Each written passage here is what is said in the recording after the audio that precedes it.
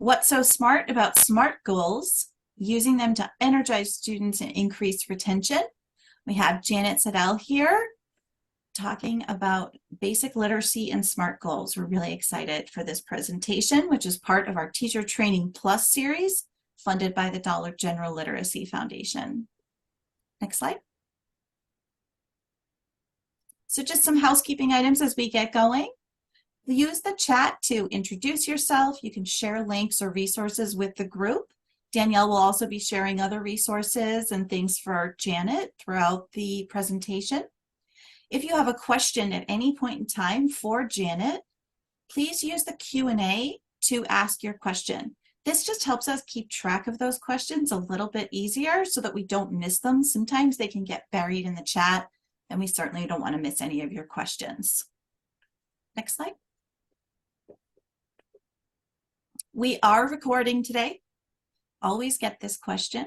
So be assured we are recording, and you will receive a follow-up email with links to that recording, the copy of the slides, also a webinar summary sheet with some key details, information, and links, the chat and Q&A transcripts.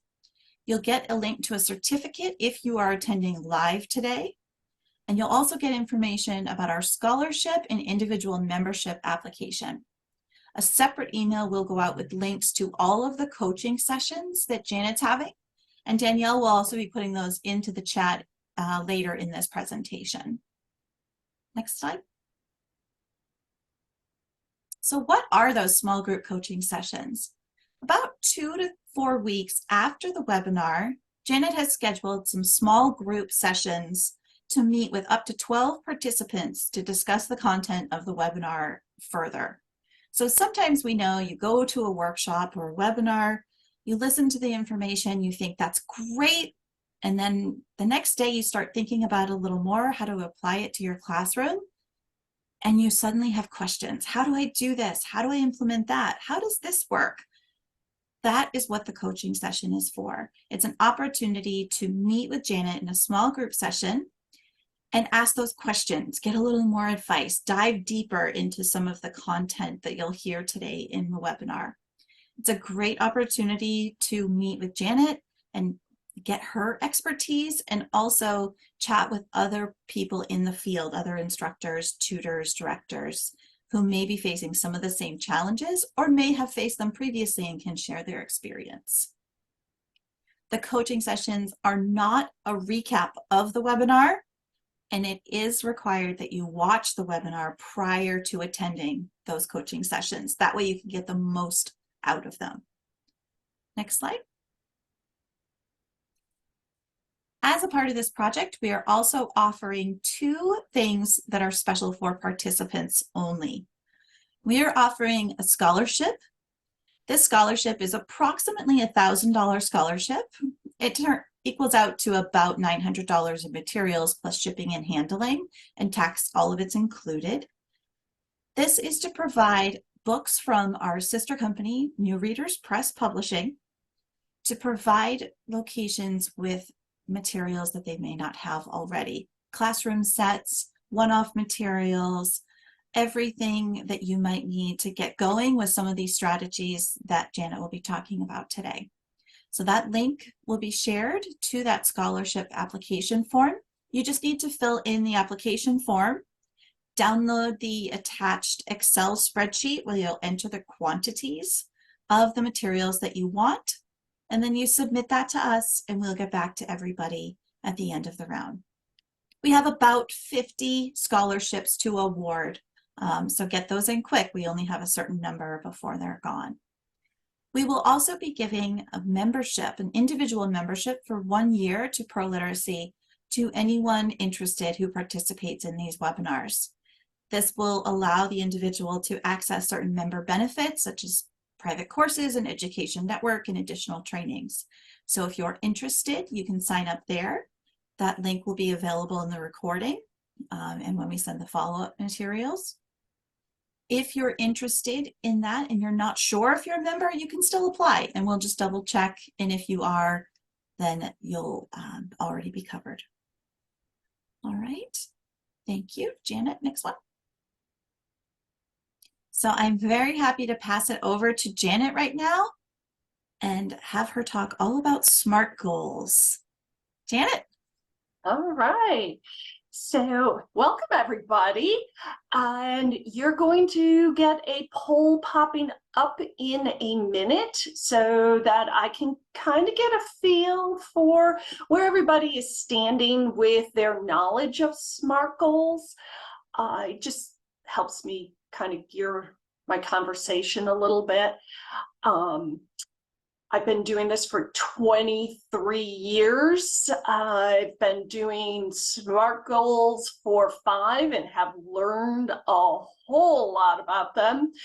And so I am really excited to share what I've learned and to help you get more out of your classes. So it's looking like we're pretty evenly split here between I've never heard of them, I've heard them but never used them, I've used them but haven't had much success. There's nothing worse than doing all the work and not having the success, so we're going to work on that. And I've used them with success, but I want to make them even stronger and better. So all right, excellent. Janet, do you want me to share the results? That would be great. Okay, I think they can see them now. So we had 75 people answer. That's good. Good, good. So pretty much talking to everybody then. Do you make that go away or do I make that go away? I make it go away. Okay. Nope, it's gone. Yes. You just have to click the X at the top to get rid of it. Oh, okay. Y'all can, if you're interested in my experience, you can all read it later. What are we doing today? We're going to learn the parts of a SMART goal. We're going to learn how to develop a SMART goal. And then lastly, what do we do to incorporate these into our class? Now, when I say class, that could be one teacher with multiple students. It could be one teacher with classroom assistants. I refer to those as tutors based on our program. Or it could be a one-to-one situation where it's a tutor and one student. So class is kind of open to your situation and your interpretation. When you see little Winnie the Pooh, gotta think, because you know a question's coming up. And when you see the little chat icon, that means I'm going to want you to put something in the chat. And what I would like you to do is share a goal that one or many of your students want to achieve. If you are brand new to adult education, welcome. And I have a student for you that you can kind of use to work with this student during our presentation. So Barb works full-time in the housekeeping department at a hospital. She doesn't drive, but she does have someone to bring her to her classes. She has a grown son who is a certified nursing assistant, CNA. She would also like to become a CNA. Barb reads at about the 3rd, 4th grade equivalent, and her son gave her his CNA book and even highlighted important areas for her to learn. And she's motivated to stick with this goal for the long haul, but has limited time to do work outside class. So think of your current student or students, or if you don't have a student yet, think of Barb. And in the chat, I'd like you to share a goal that they have. We're going to take that, what you pick, and use that throughout the session. So your own student is going to be the framework that you're going to build a SMART goal on by the time you are set with this presentation. So we've got being able to talk about health problems, get a job, GED, driver's license, medical forms, better job, create a resume, learn English, okay? Be more confident. Okay, so we have an ESL teacher with us. Homework and schoolwork. Okay, we got a lot of good ones going through. Chapter book without assistance. Oh, learn English degree. Okay, we got some really good ones. We got some really good big goals here, and I like it. Okay. Now this is I teach basic literacy, so my students have to be fluent in English conversation before they can come to a reading class. I know for some of our very, very beginning ELL students, it can be hard to figure out what the SMART goal is. I'll just tell you right now, if you're ELL, pictures are your best friend. So do they want to learn how to tell time, tell money? If they can't communicate it, you can use pictures to kind of get into a category for your SMART goal. All right. So using those goals that you all just thought about and shared, what is SMART? SMART is specific. It is measurable. It's achievable. It's realistic. And it's timely. That's the overview. Now we'll take them piece by piece and work through them. Specific. You want to do what? All right. Just like you saw in the chat, we have a lot of very common goals. I want to read better. I want to be more independent. I want my GED. I want my driver's license. Very, very important goals, but very big goals. They're huge. What we want to do is bring our SMART goal, our specific, down to a little tiny chunk. The smaller you can make it, the more success you will have. What it does is once you put all these little tiny chunks together, you've got the pathway to that really big goal. How do you eat an elephant? You eat an elephant one bite at a time. Examples of specific goals. Be able to blend 3 sounds together. Works towards, I want to read better, but it's very specific. What part of that reading are we going to do? Maybe what they need to be more independent is learn money. So learn to count from 1 to 100 by 5s. That's the first step before you can even start handling $5 bills or nickels, is can you just count from 1 to 100 by 5s? Write a complete sentence.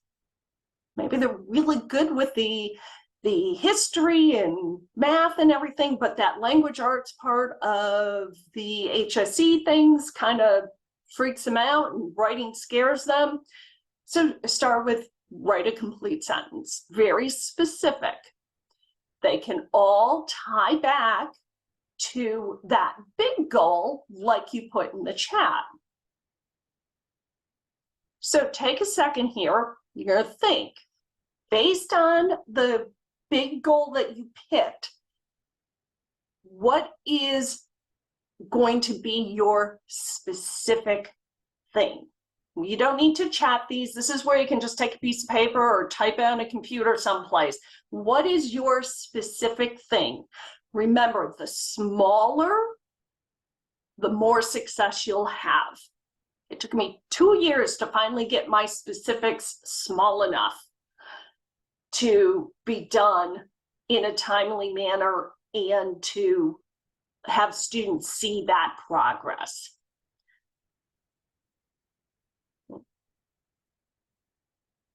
Give me another second for that before I go on to the measurable. Measurable, how do you know you did it? Our common goals: read better.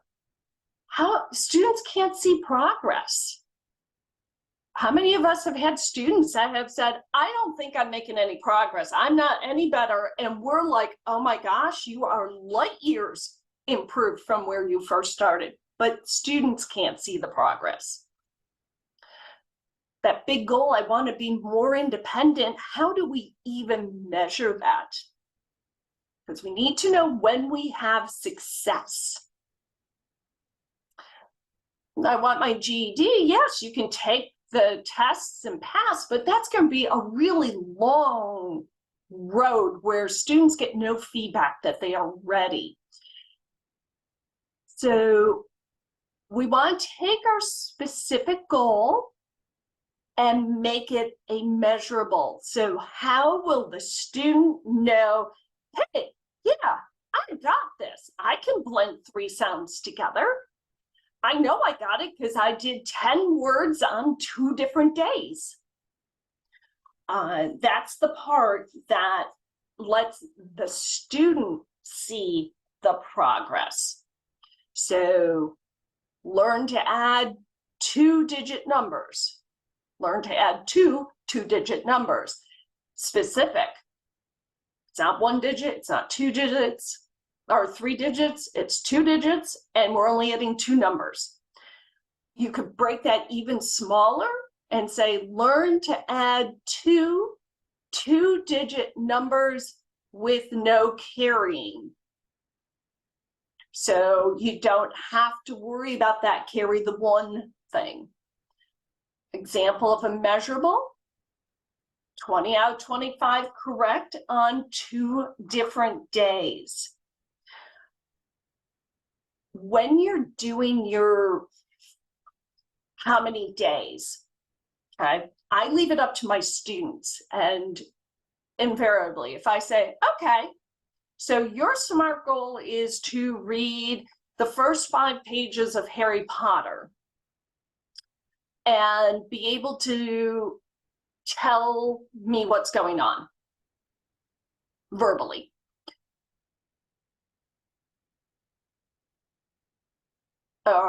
What happens, we've got very specific, but how do you grade, how do you measure that verbally explain?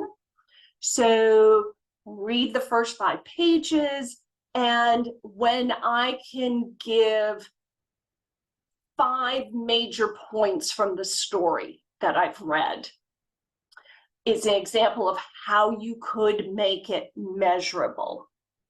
When you're doing your math, or students who are learning to count, do money, it's like, so let's say you go and you add up all your nickels and pennies.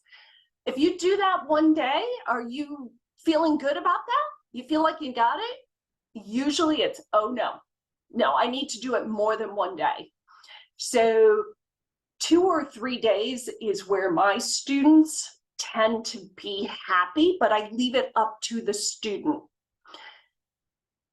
Don't do days in a row. I used to have that one. Students started wanting to do that one, and days in a row, and we all have good and bad days. And you know, they'd say, I want to do it 3 days in a row. They get the first day, the second day, and then they'd miss it the 3rd day, and they'd have to start the thing all over again. So we talked about it, and now students have opted for make mistakes on 3, or do it on 3 different days. That way, if it's in a row, great. If it's not, that's okay too. Sometimes students want perfection. Oh, when I get 25 out of 25, that's what I need to know I'm successful. I always tell students, unless it's money or the road signs on the Virginia DMV, we don't go for perfection, because nobody's perfect. Those 2 things Nobody wants wrong money. And in the Virginia, if you don't pass 10 out of 10 road signs, you don't get to take the second part of the test. So stay away from perfection unless it's required. If it's going towards a goal that involves a standardized test of some sort, and they have to have 90%, make that your measurable. So it matches what they're going to have to do with their end goal. Sometimes students will say, oh, when I get 3 out of 10, it's not a very, very successful pass rate. Not very strong. I'm like, all right, well, how about we start with 3 out of 10, and then the next group, we'll take any that you missed, we'll move them into the next group, and we'll give you 3 new words, for example. And maybe that time we'll go for 5 out of 10, or we'll nudge it up a little bit. And it's a dialogue with the students. It's a conversation. I don't say no. I give them suggestions and ideas. They ultimately have to buy into it and agree to it. But that is a way to work with a student who has very low self-esteem. Like, I'm never going to get this. So for them, getting 3 out of 10 is huge. But we know for real life and for success later on, we have to go higher. So it's a way to kind of work them towards that. But they can see progress. So take a minute. What's your measurable? Now you've got your specific part for that, get the GED, learn to talk to medical doctors, medical vocabulary, et cetera, et cetera, et cetera. You've got your specific. What's your measurable? How? And it's like a quiz. You know, if you give somebody a chart, a quiz, and they have 10 questions, and it's very easy to see, yes, you got it, no, you didn't. That's what we're looking for. You want your measurable to be something that students can see, oh, I got those. Or, oh, shoot, I missed it by 1. What was that word? I got to really practice that word. So think about your measurable. Achievable. Can it actually be done? So for example, I could set a SMART goal that says, I want to lose 75 pounds, very specific. And it's measurable because I can step on the scale. It's achievable because I could eat healthier, exercise more. So can you accomplish it? To know this, two things. You either need to know where your student is now, where they are now, so that you can chart the path forward, or don't be afraid to let your student know, like, hey, you and I are new. We may find as we're going that there's a little piece, a little pre-skill that you're not so strong on that we need to improve. So we may end up having to put a pin in this goal and look at that. So you're letting the students know, hey, I'm working with you, and I want to make sure that you are successful. So we're not going to beat a dead horse if we overshot and set a goal that really isn't achievable. And also ask your students who can help you get your goal done, preferably somebody outside of class, so that they're working outside class. It gives them ownership. So, you know what your next question is. Is the goal achievable? And if it's not, go back and revise an earlier step. Either make your specific a smaller chunk, little baby block, change your measurable. Instead of getting 70 out of 75, 50 out of 75, right? Maybe we go for 8 out of 10 or 7 out of 10. You may need to, especially as you're starting this process, you may find that, oh, yeah, no, I'm not achievable. Let me go back and revise. It's a little bit of a loop as you're going. And is it doable? Okay, going realistic. Really, can you do it? A few extra pounds on me, but 75-pound weight loss would freak every single doctor in the world. So for me, it is not a realistic goal. Learning to change a tire when you have no access to a car to practice on makes this an unrealistic goal. Learning how to cook when you're not allowed to use the oven at home makes it an unrealistic goal because they've got no chance to practice. They've got no way to actually do the work to show that they met the measurable. So is your goal realistic? And if it's not, do you need to go back and revise an earlier step? It's part of this loop. I call the art in SMART double checking that my specific and my measurable are actually obtainable. And then how long is this going to take? You want goals that can be accomplished in 1 to 3 months. The smaller, the tinier, the better.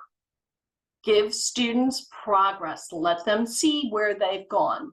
They started here. Look at, you've done this, and you've done this, and you've done this. Is your thing too big? My student with the Harry Potter book, she just gave it to me last night. She wants her SMART goal to be read Harry Potter book. Well, that book is tremendously long and she does not like to do much reading outside of class. It's going to take forever. So we were in the middle of a conversation about, do you know how long this book is? How can you get a copy outside of class so you can be reading outside class? And it's all the conversation, but there is no way she is going to read Harry Potter book 1 in 1 to 3 months. So I have to make that specific much smaller if she's going to stick with Harry Potter. That's the quick overview of the steps as you're going through them. If you've got any questions, put them in the Q&A. We're going to get to them at the end, but just reminding you, Q&A is where your questions go. All right, we're going to do this. So there is a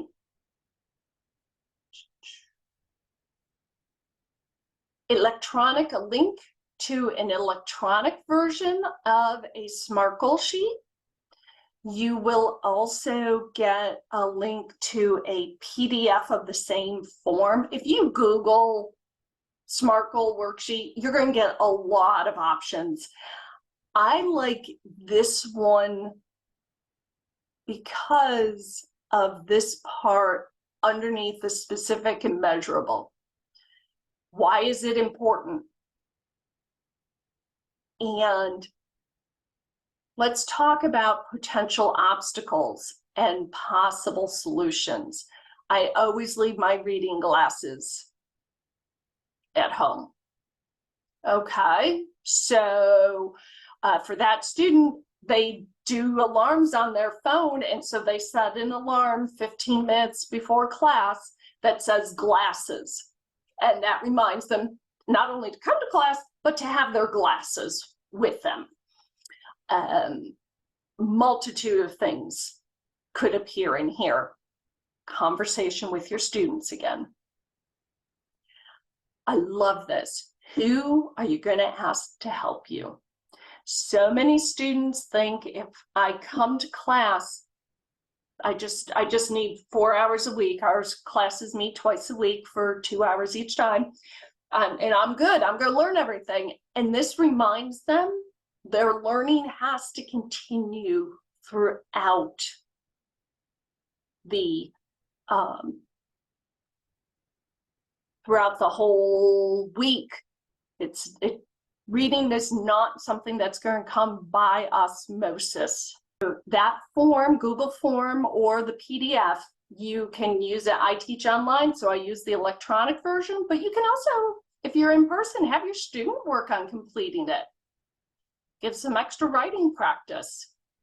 And like I said, there's thousands of forms online. Find the one that works for you. Here's the problem. The first thing I had when I first started SMART Goals is you get to work with the tutor. Or because I have assistants in my class, we call them tutors. You get to work with the tutor one-on-one on whatever you want that is related to class. Cool, well, you pick something for me. You know what I need, you pick something. For some students, they have never been asked, what do you want to learn or what do you want to accomplish? And it's not my SMART goal, it's their SMART goal. Well, I want to read better. Okay, well, that's just so darn big. Like I said, we're in a reading class. That's a common one in my classes. So some of my favorite questions to start getting down to that specific, what's the number one thing you want to accomplish in class? Well, sometimes I'll get read better. But I'll also get, I want to read a book. Okay, so now I know my SMART goal is going to go towards a book, but it's not read a book. It's going to be read X pages of a book and share facts or tell the main idea or something that can be measured. I want to read better. Okay, all right. So what's the thing that's keeping you from reading at the level you want to read at? And almost every one of my students comes back with an instant answer. It's either the vocabulary, or I don't understand what I'm reading, or I don't know how to break down the big words, or I don't know how to put sounds together to sound out a word. They will often zone right into one of those 4 components of reading, not realizing that they are talking about one of the 4 components. If they're at a loss, talk about, and reading better is their goal. Talk to them about, okay, well, there's 4 things that make up reading. Yeah, how do you feel about this one? Alphabetics, phonics, putting sounds together, breaking down big words. How do you feel about that one? How do you feel about fluency? And try and get them to identify an area that they're not comfortable with and that they want to improve on. Sometimes a student will give you 300 goals. There's not enough time in my classes to do more than 1 goal. So which one's more important? Pick one. We can do the next one, the other one after this one, or you can find another way. We'll talk about options, but which one is more important? Where do we spend our time? Why is this goal important? That why we have adult learners understanding why they are doing something helps them understand and say, yes, this is worth me missing out time with my partner, or leaving work early, or missing dinner so I can get to class. Remind them why they're working on it. And when they're having a down day and really don't want to work on that goal, it's like, hey, now remember, this goal, doing this, is going to let you get here. And that's where you had said you wanted to go. So is that still true? I imagine it's still true. Let's keep going that way. Sometimes you just have to ask 75,000 whys. Oh, I read better. Why? Because I need my GED. Okay. Why? You're 80 years old. Why do you need your GED? I want a better job. Okay. Why? I want to be able to take my grandkids out to dinner once a week, or something. And sometimes that why, you start to sound like a 2-year-old. Why? Helps the student process what their actual end goal is. They think the end goal is read better, but really the end goal is being able to spend more time with their grandchild. So they might all of a sudden realize, oh, well, maybe it's not the reading I have to work on. I have to work on, or I have to work on reading a menu type deal for when I go out with them. So that why can often help. Things I've learned. Student focused. Student decides the goal. Student decides the measurable. I more evaluate the art. And I'll voice concerns about the art, such as I'm doing with the one student who wants to do Harry Potter. We've already had a 15-minute conversation. We'll have another one next class to get her goal settled down. My opinion is she's not going to have the patience to read a book as long as Harry Potter. She might, but I'm not expecting it. So I need her to know just how long Harry Potter is and how long it will take. I give suggestions, give choices, but at the end of the day, the student has to decide the goal. It's not for us. The smaller, the more specific goals are better. How many, raise your hands, raise your hands. Are you a person who puts something on a list so you can mark it off? Okay, y'all are my peeps. Yep. Okay. That's what we want. The smaller, the most minute thing we can do for our SMART goal. We get through them faster. The students see more progress. And it's a very specific skill that they are working on. Most SMART goals involve a skill. Try and get that specific down so it is one skill. I have example, a student who wants to learn cooking vocabulary because she wants to be able to read recipes. So she actually has 2 SMART goals. First SMART goal is to be able to read 8 out of 10 cooking terms. Her second SMART goal is to be able to define those cooking terms. So we got 2 different skills. One is reading, one is vocabulary defining. 2 very separate sides of the brain going to work there. by breaking them into 2 goals, if she can read them faster, then, hey, look at this. Susie, you got a check mark on that one. So now we're going to focus on that defining. Okay. When she gets both those, I imagine she's going to want to go, give me another 10 words. Well, the words she did not master the first time are going to appear in the second list. So she still has an opportunity to learn those words. But go tiny.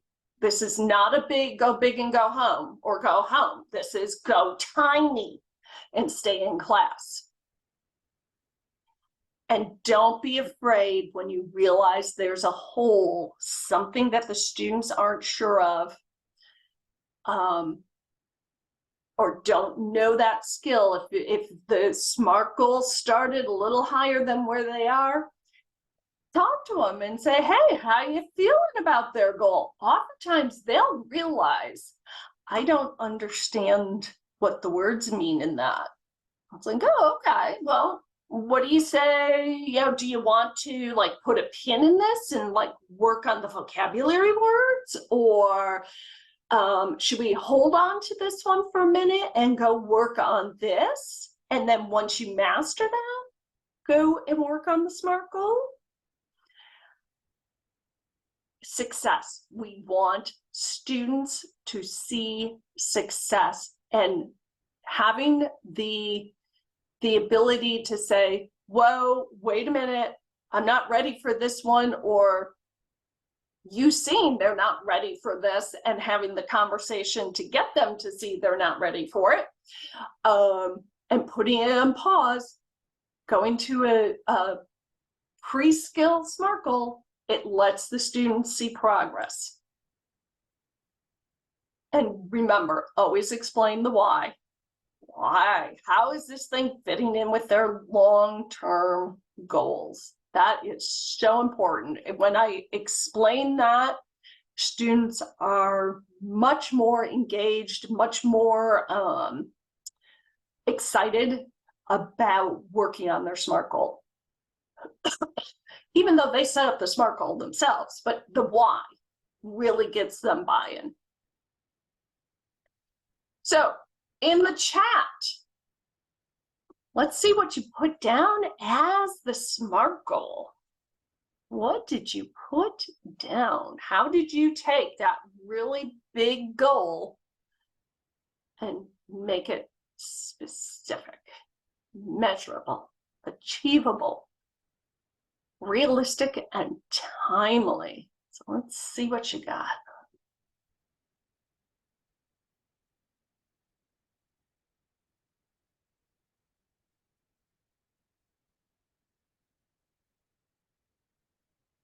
Okay. All right. So reduce errors on the second phrase, set A. Identify your 3 best skill jobs. 10 GED, miss no more than 3 classes. Okay. For the students, pick 1 subject. Okay. Daily word of the day. Identify your 3 best. Find someone. Goals. Watch 3 people in stores this week. All right.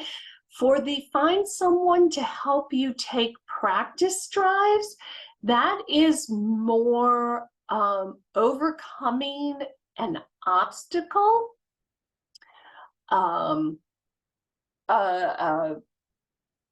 A practice example of something for a practice drive for that student is take 2 practice drives this week and don't get corrections from whoever's in the car with them. Okay.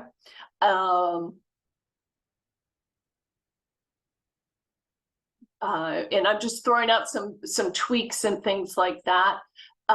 Students will be able to describe how they solved a perimeter problem by the end of class. Do you really want them to be able to describe how they solve a perimeter problem, or do you want them to actually find the perimeter? And do they have to do it just once, or do they have to do it more than once? So you can see the specific coming in there. All right. Here's why we're doing it. How do we get them in goals into class? If you're a one-to-one tutor, so it's just you and one student, that's kind of easy to get that worked in because you're setting the schedule. If you are in a classroom setting, you with multiple students, either with or without help, one thing to do is set aside specific time to work on student SMART goals. Assign extra practice that they can do on their own that is directly related to their SMART goal. I am fortunate, I'm a teacher, but I have tutors in my classroom, they're assistants, so I can pair them off one-on-one to work on SMART goals. But at I've got another friend who's in Basic Literacy, Suzanne, she is not that fortunate. So she's got 10 students, 15 students sometimes, all with their own SMART goals. So she is always looking for a way to bring them into her classes.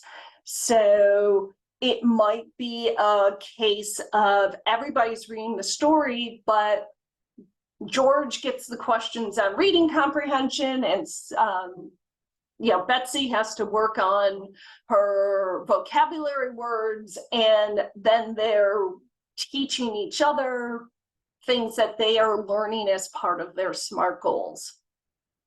And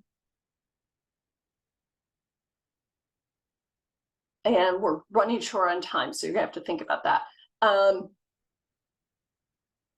Our attendance is better in the semesters where we have enough tutors to work on SMART goals, or the more I can incorporate SMART goals into class, or Suzanne can in her case, the more SMART goals are done, the better the attendance. Our retention is better in our classes at the Reed Center for the classes that have a stronger emphasis on SMART goals. I am really strong on SMART goals. Other teachers, not as much. Student retention is better in my classes. And I think it's directly related to the SMART goals. Remember, the best predictor of future success is past success. That's a word I kept saying, success. We need the students to see success. All right. Any last questions, throw in, and I'm going to sit and listen and do whatever Lauren tells me to do. Thank you so much, Janet. That was really helpful. Can you just flip to the next slide? I'm going to go over a couple quick things as people are putting their questions into the chat. We've already got a few in there. I just want to remind people about some upcoming webinars. So there will be 2 more webinars for this track, the basic literacy track, happening in January and April. The links are there, and Danielle is putting them in the chat. Also, we have our other tracks. Webinars are happening tomorrow and next week. And then in a couple weeks, we've got math. Everyone needs to learn a little about math, so come and join us for that one. Registrations for those are on our website, and we'll be sending those out as well. Next slide. Oh, shoot, I hit the wrong button. That's all right. We're all good. The next slide is just all about those coaching sessions. Actually, if you just want to stop sharing, that's fine, because we're just going to take questions. Okay, there we go. There we go. Those coaching session links, Danielle is putting those in the chat, in addition to the link to apply for the individual membership and scholarship with those materials. I know a couple people expressed interest in those, so those links are in the chat from Danielle. All right, so let's go to our Q&A for some of these questions that we have. So first, you talked about identifying all the chunks of a goal. Should you identify those chunks that lead to the big goal at the start? I do that student by student. Most students are just happy to hear that somebody has a pathway and they're happy to go along for the ride. You know, like they trust me and say, yep, I'm going to get this. Now, if the student's reading at a second grade equivalent and wants their GED next year, I will give them a reality check. They will either appreciate that or not. But if their timeline is off from what is realistic, I have that conversation because I don't want them to be surprised. Right. That's part of that realistic nature you talked about. Mm-hmm. Absolutely. Regarding the SMART goal sheet that you shared, some of the vocabulary there seems a little advanced for basic literacy students. Yes. Would you still use it? And if so, how would you approach that with a basic literacy student? Oh, okay. So I would still use it, but to be fair, I would also be creating my own sheet. I would use it as an opportunity to practice filling out a form, because that form is not nearly as daunting as the forms at the doctor's office, but they still have to look for their word name. They still have to look for date and things like that. Then I would be pulling in, like when we get to potential, it's like, okay, well, we've been talking about open syllables, so let's take that word, chunk it, work on pronouncing it. Yeah, we haven't done vowel pairs, so this one's just pronounced this way. And it would take a long time, but it would be a way to pull in all those different reading skills we've been working on. Great, I love that approaching it, kind of that holistic approach. I have my adult basic literacy class once a week for 2 hours. There are 10 students. Okay. Any suggestions on how to manage meeting with students individually and still have time for instruction within the 2-hour block? Okay. And I'm going to guess that this person it's them and 10 students. What I have done in the past where it's been me and 8 to 10 students is, and it takes me a long time, but I'm trying to balance getting the SMART goals with the learning still taking place, since it's only 2 hours a week, is, all right, working on short A sound. So here's a worksheet for everybody. It's got pictures of different animals. Decide which ones have a short A sound on it. While you're doing that, I'm going to take Tawanda and we're going to go talk about her SMART goals. So Tawanda may not get that worksheet, but she'll get another one when another student is being worked with. So that's one strategy, especially for the very, very low level readers who are not necessarily comfortable reading all by themselves. But if you're lucky enough to find some reading that can do it. Also, if you've got a computer in your class, the News for You crossword puzzle, students absolutely despised it at the beginning. They love it now. And now they can navigate it, they can use it, put a bunch of them around the computer and have them work on the crossword puzzle. They've learned where the hint button is and everything. Great. So you wouldn't necessarily do that every class, but breaking that up so that everybody can get that personal attention at some point. And right. Yeah. And you may find that you end up with a common theme, like or ones that you can kind of steer the student, because it is student decided, but if you're starting to see everybody wants to learn to break down big words,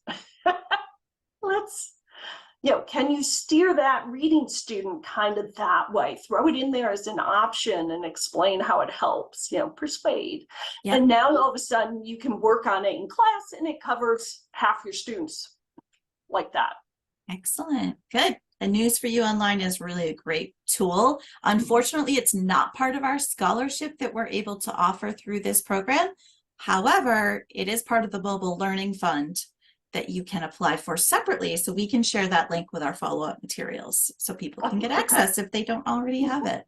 Yeah. No, yeah, our program uses both the paper and I'm virtual. The rest of the classes are online or in person. So Yep. we get it all. Yep, great. All right, we've got a couple more questions. I know we are at the top of the hour, so we do understand if people need to jump off and get to class or something. We're going to continue and answer these last couple questions, and they'll be part of the recording just in case people need to jump off. Right. And remember, work on those SMART goals and come to a coaching session where we can talk about what you specifically, I mean, that's what the coaching session is Absolutely. This is what I came up with. What do you suggest? What do you recommend? What do you think? Absolutely. And especially with the nuances of teaching basic literacy students and the gaps and holes that can exist within their learning and how to approach that with SMART goals, those coaching sessions will be extremely valuable. Great. Okay. Our next question is from Janet. How often do you revisit students' goals in the classroom? Typically once a student meets their SMART goal, I'm asking, do you want to keep going with this? Or is there something else that you want to do? I always once a year, like right now, I'm doing it right now in the fall semester. Do you want to keep working on what you were working on in the summer, or do you want to switch gears? Caution with students who want to change their goal every 2 weeks. I don't let them, because then they're forever changing their goal and they're never learning anything, and they're changing their goal because there's something there that is hard for them, that they are getting it past, like it looks like they know it, but they're really struggling with it, and they're not haven't figured out how to let me know that yet. So it's like, no, we're not changing every 2 weeks. Master every 2 weeks, yes. Change it, no. That doesn't make progress towards anything, definitely. Right. And our last question that we have here is, if a student is not actively working on the SMART goals, do you continue to discuss them?